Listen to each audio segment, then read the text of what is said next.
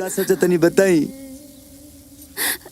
और तनी किसके धरी हम बतावा तनी।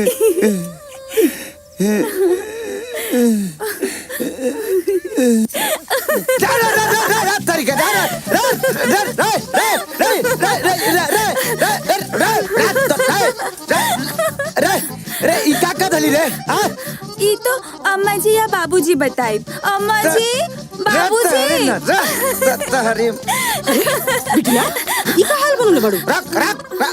हम ना राउर बेटा बनैले बनी। प्रेम ना माई झूठ बोलती है। बाबूजी पहले ये बताई हम हतनी है। अरे राम, अरे ना रे बिटिया, तू साक्षात लड़की बाड़ू, हमर बिटिया बाड़ू। फिर राउर बेटा काहे कहता नहीं? चलो पानी में ना के रोमांस कर जाओ। देखी जबरदस्ती हमके पकड़ के अपने साथ ना अवध रहनी है। रे झूठी बोलो झूठ रे माई।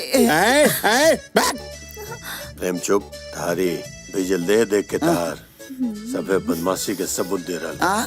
मोहन हाँ पाहुन अब देरी मत करा, निकलवा दे कर सबके बियाह के मुंह। हाँ एकदम पक्का।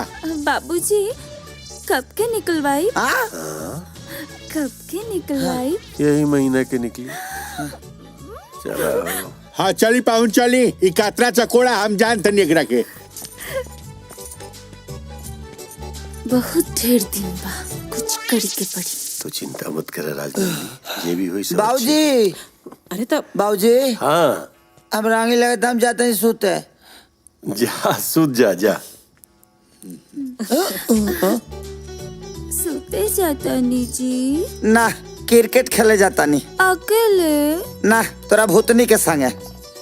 जब ओरिजिनल चीज लगे बा तो भूतनी के पेड़ में काहे ला पड़ल बानी? करबो ना टांकी ना भागबो।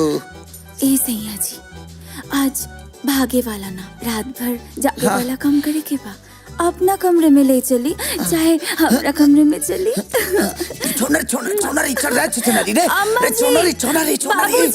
अरे बेशरम तनी शरम तक कर। सब बेशरम हो गइल बानी। हमके कहता नहीं हमारे साथ सूते चे। बिना शादी भइले हम यहाँ के साथ कैसे सूते सके?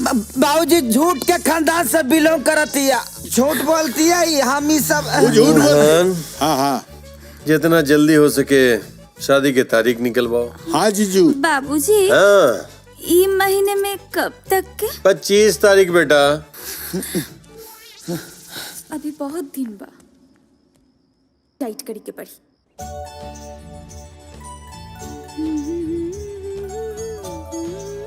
मामा गजब के बसंती बिहार बहता।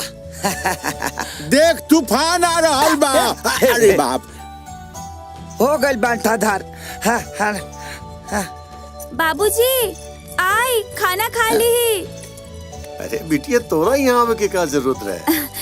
बाबूजी बाद में ये सब तो हमरे ही करी के बा। अभी से ही से प्रैक्टिस शुरू कर देनी। ये ठीक बा, अच्छा कहले तू।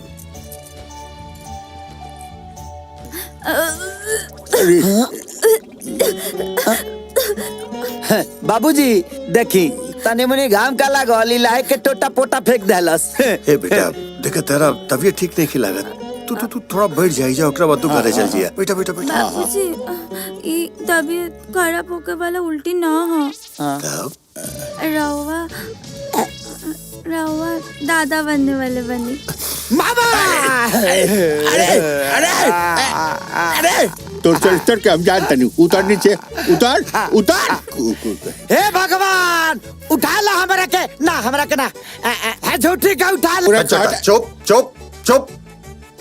मोहन हाँ जी।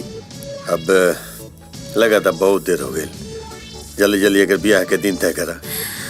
पक्का। बाबूजी कब के निकलवाए? नहीं निकली बेटा, बस 1 हफ्ता के भीतर के निकली। रे तारी माई के पर्रा कर रे।